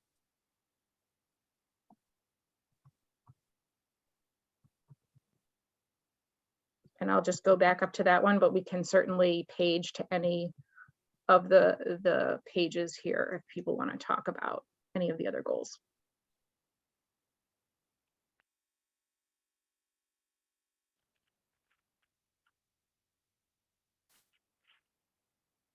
Pete, did you want to provide feedback first, or any other? Well, I support this language. I think originally the form that it took was more like individually program specific goals, and I don't think that's really a fair goal, because there are multiple variables, many of which are out of our control, to say whether one program is going to grow or not. So I think the way we've worded this is a fair goal. I think, again, the other issue I had as a generic form is that we have a $4.3 million capital budget that we've included as a single line item in this, and yet we want to break out energy conservation programs in level of detail in this goals and objectives that, I don't think it's reflective of, the overall percentage focus of the year, where you would equate growing the connected homes program by 3 customers to similar to the equivalent of a $4.3 million capital budget.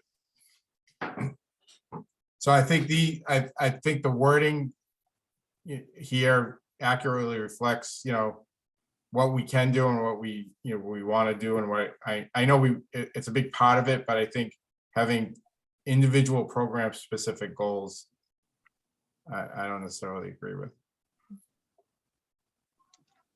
So when referring to the initial version, we had listed out, just so that everyone's on the same page, what we would include or refer to in this, under energy programs. So there were some things that, so certainly the department has been, reporting and tracking energy efficiency incentives, participation in sense, right? We've been tracking some data with regards to our solar installs, things like that. And customers, making use of our solar incentive dollars. Some things that were added were, for example, how many people have been using financing through our bank, and leveraging that program. So we kind of we just wanted to make sure that that we were all on the same page in terms of what should be kind of included in the energy programs that should be considered here. I think, when I read 1A, there's no doubt in my mind that we should be developing, new marketing and promotional materials. But I feel like what's missing out of this is a goal to, reach more customers with those materials and mechanisms for doing so. So that would be what I would be interested in discussing and potentially adding to this. And I'm looking for ideas from folks on what would be a reasonable step in 2022. I feel like there's a lot of folks that just still don't know about these programs, and I've run into it a lot. And so I'm looking for kind of creative ideas for how we can get the word out. I know we've been using, bill inserts, and I know when customers walk into WMGLD, we talk to them. And I know that when folks show up at the farmers market, we talk to them. I'm just wondering what other mechanisms or areas would be reasonable to reach customers where we can expand that that awareness. So I guess I'll turn back to some stuff that that Phil mentioned a couple of months ago, which was there's different classifications of people as well. And we can put it on the front page of the paper and every farmer's market, and we can go door to door and handing stuff out. People that care about it are going to acknowledge it, and people that don't care about it are not going to acknowledge it. And I really struggle with how I'm going to measure success in that specific goal. You know, I think there's stuff on our website, which we've dramatically improved. We're doing bill inserts, we have advertisements and we can, like I said, what I think the goal is that we want to continually develop, new mechanisms to put it out there, but to measure a level of success based on whether it registers with people or not. I don't know how I would measure that successfully. I don't know how I make this goal necessarily. Yeah, that could be tough, Pete. I mean, even if you do like a customer survey, you're still not going to get probably the true results because each customer could be different from the other, right? Some could care more, some could care less. So I totally agree with that. One thing that I was thinking about is similar to 2A, where we're going to be holding 2 topic-specific forums annually. Like, could we do something similar where we do 2 forums to educate people on all the offerings that we have as a department? Well, I think we were going to do, one of those was potentially an update on those as well. Okay. Yeah, I think 1A is kind of born out of, and I anecdotally see it, and and it's where our customers just are not aware of the good work and programs that we have available to it. Case in point, I spoke with a customer, long-term resident here, fairly familiar with gas and light, and their kind of commentary was like, yeah, the gas and light has piss poor rebates. Like, they're going to give me $25 for a new refrigerator. And then when I went on to and they compare us constantly to Mass Save, and when I said we now offer incentives for weatherization, insulation, air sealing, heat pumps, solar, and they were kind of blown away that all of that is now offered. They were still under the old paradigm of there was a few incentives and rebates for appliances. So that's where I think that the 1A is born out of, in terms of just marketing the programs that we have, that we've all worked very hard on putting in place. And in terms of measuring how the participation in the outreach, I don't know, to your point, Pete, like how do we measure that? And that's not necessarily, if you reach someone or don't reach someone, I don't know if that's a measure of success or not success for you in the utility.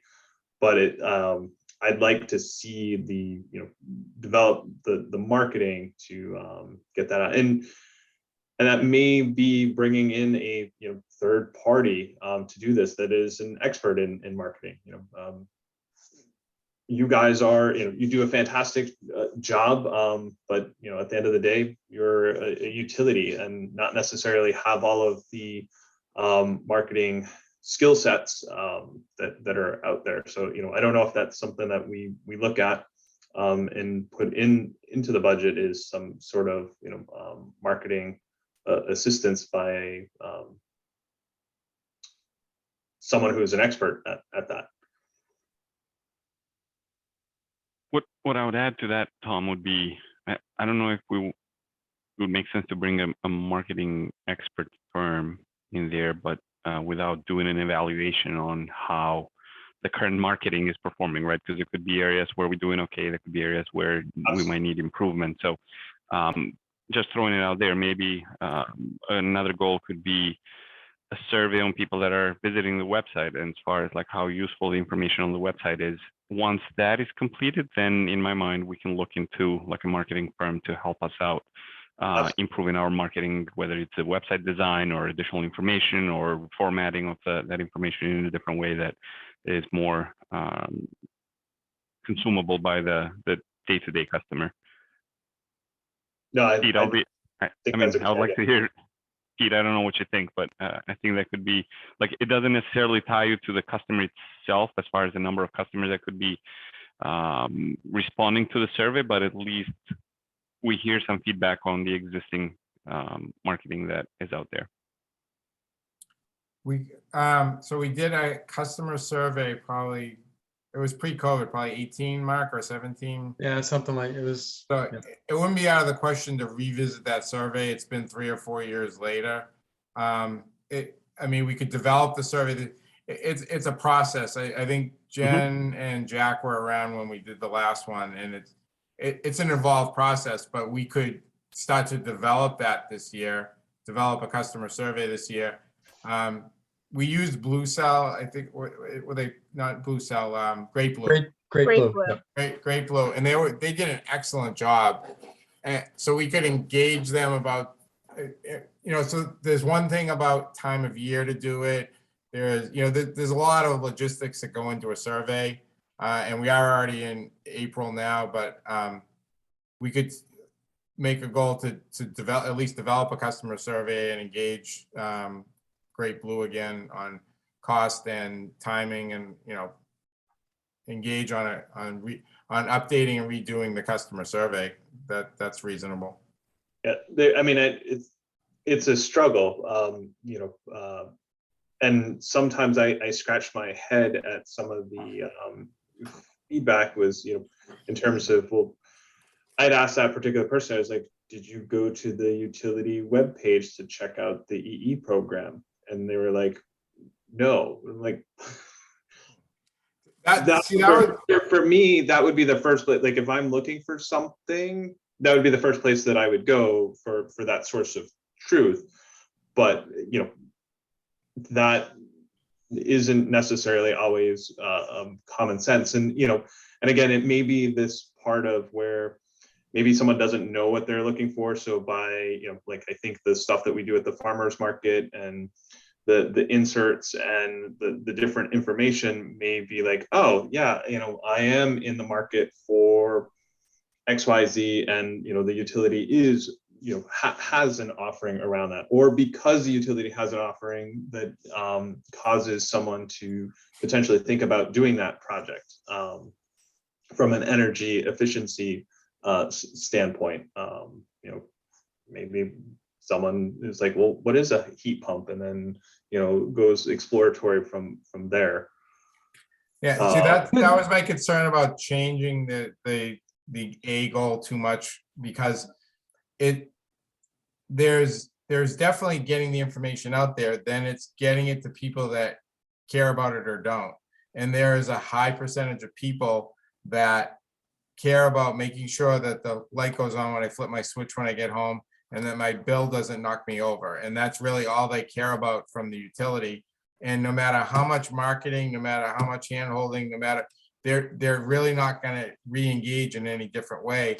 And I don't think it's fair to make it our responsibility to change that category of people. I agree as well, but here, what we're doing here, this is a process to evaluate the general manager. And if you look at what is listed here, we're already doing these things, continually developing new market material, provide cost, hold topic specific forums, educate the customer. So I'm looking at the evaluation, and I think we're doing a good job at doing these things, the general manager and his staff, because they're not being received by the public in general. Is not a condition that we're putting on the general manager and his staff. We're trying to make it better, but we can't force them into adopting these technologies. And I understand how the average person, until they hire a contractor and get involved, how much education can you really give them? You know, the Okay. ones that are highly educated and affluent and know how to go online, have technology, the information is out there. You know, I other agree, people Phil. you talk to at farmers market, I think we're doing a great job of doing those kinds of things. So I guess I'm confused. Pete, where do you feel that in this version of the form where would be measuring you on the, your outreach to the customer? To Phil's point, like I I know don't. the language that we're talking about was my language. Jen was proposing different language. Oh, okay. I guess that was where my disconnect was. Yeah, there was previous language that essentially asked for information on participation in various programs year over year. So we could see how, for example, 1 year compared to the prior year in terms of just assessing that within the evaluation. Okay. So, But all right. that's more on the adaptation of some of the programs, right? Like how people will adapt to the various programs, which it could vary, right? And it's not, in my mind, it's not fair to measure people that are offering the programs on the adoption rate of them. Yeah, no, that's the other thing that I was thinking about, like I know we're doing all the inserts, I know we have the website. What about an increase in social media advertising, meaning every so often publish the link to the website through social media, because a lot of people do utilize the social media as a means of communication, as a means of getting information. So not sure who's managing like the Facebook page, or I don't know if there's a Twitter or Instagram page that the department has, but those could be certain things that we look into, like expanding the marketing campaigns, but not necessarily measuring the adoption of the different programs. Similar to like the customer survey, right? More getting feedback on how we're doing with all this marketing campaign, rather than whether people are adapting to all the various programs that we offer.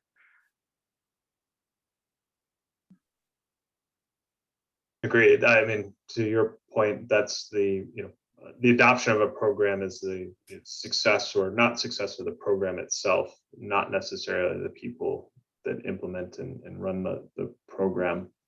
So Pete, you're okay with the way that this is written from a measurement of the staff? Yeah, I think getting to what Elton said, I think this covers that, because I think we want to continue. So we want to try doing more Twitter or more Facebook in addition, so that would be covered under develop new marketing and promotional materials for all, we need to keep doing more, but I don't think I want to own a specific number that says, that because Mrs. Smith still doesn't want to understand or look at it because it's really not a high priority to her, that we would get measured on that. I agree. Yeah, I totally agree. And Pete, I'll be frank, I did call a few people in other municipals, right? And they're not going down the path of measuring the adoption rate or how many people applied for a rebate or how many people are using any of the programs. It's more on what they're looking into is seeing how much information we're making available to our customers and various means of making that information available. So there are a couple options I just wanted to put out there for just consideration. One is I really like the idea of the follow-up survey, but I don't necessarily think we need to redo the customer satisfaction survey because that was a really big effort and very comprehensive. And it wasn't too long ago, although I'm not sure when we might repeat it. But I'm wondering if we can just ask some of our participants in these programs like 3 or 4 simple questions after participating. Like, how did you find out about the program? How do you think we can reach customers better with this information? Would you recommend this to a friend? Stuff like that. Once they kind of, as they receive their incentive.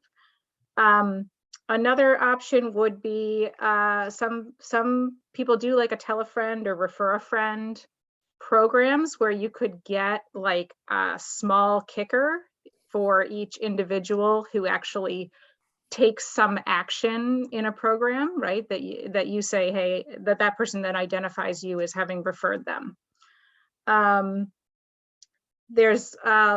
I always think it's interesting when after people do work at a house, specifically painting and roofing, they put a sign out front. Wondering whether anyone would be receptive to say WMG, like a sign that said WMGLD gave me incentive for some work. Like a general sign that said, I had my house insulated through WMGLD or something. I don't know. I mean, it's open for discussion, but to kind of get that neighborhood or word of mouth going a little bit. And the last one is, I think we do this, but just wondering if there's periodically we could do a presentation before like the town council or something, outlining WMGLD's offerings, because those meetings seem to get more participation from the public than some of the other board meetings in our community. Jen, would some of those fall under kind of more of the EE program versus the performance goals? I think they're great ideas and things for discussion, but in terms of the granularity of those, would you think that those fall more under the general EE program, and as we're putting those together? I know some of that's part of marketing and would fall under like 1A anyways. Yeah, I kind of think a lot of those things that you mentioned would fall under 1A, that are continually develop new marketing stuff, and try those different things. I especially like the idea of the post-participant survey. I don't know how many people want an MLD sign in front of their house, but a lot of the other, again, I think that fits under the category of continually develop new marketing stuff. So. Yeah, I'm just offering some, so I agree. I'm not sure we have to spell that out, but I'm just kind of offering some thoughts on more specific tools or actions we could take that might lead to, get us to that goal of increasing awareness. Mm-hmm. Yeah, I mean, those are all specific things we could do, but I think the goal itself is kind of, it covers that.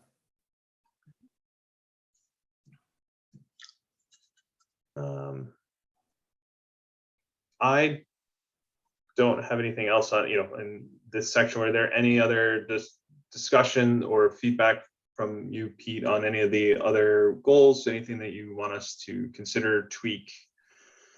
Now, again, I was comfortable with the language that's listed here. And then there was one, I forget which one it was, Jen, there was one further down that was, I think Tom had made a suggestion on something. Oh, the battery? municipal. Oh, yes. And then the update, sorry, to the DPW, broadening it out from DPW to town. Yep. That's fine. Okay, sounds good. It seems like it seems like we're happy and we have some ideas to consider. So that seems good to me. Elton, Phil, any other? No, I think I'm good. I think the way the goals and measures are laid out seem good to me. I'm good. Jen and Phil, are you two comfortable if we take a vote and accept this, and Pete accept this as is, or do we want to? It's already April, so I want to make sure we get this to Pete and his team in a timely manner. Yeah, I mean, I'm comfortable as long as we say with the changes we just, with the one change we identified this evening, but I think that's fine. All right. Let's, I'll entertain a motion. I'll make a motion to approve the general manager's 2022 goals as amended. I'll second that. All right. Commissioner Corsi. Aye. Commissioner Calais. Aye. Commissioner Prifty. Aye. Myself, aye. 2022 goals as laid out, passed unanimously. All right. Okay. I think we need to move on to executive meeting to review the 2021 goals. But I think first we'll do in executive session, we'll do the collective bargaining update questions on 2022A, and then we'll move into the performance goals. and then come out to possibly take a vote on 2022A. All right. I'll move that motion. Okay. All right, so the motion is to go into executive session for those discussions, and then we'll come out to take a vote. So, Okay, let me stop the recording. let's just get the vote recorded and then we Yep. can stop. Commissioner Corsi, Aye. Commissioner Clay, Aye. Commissioner Prifty, Aye. and myself, aye. We're in an executive session. If we could stop the recording.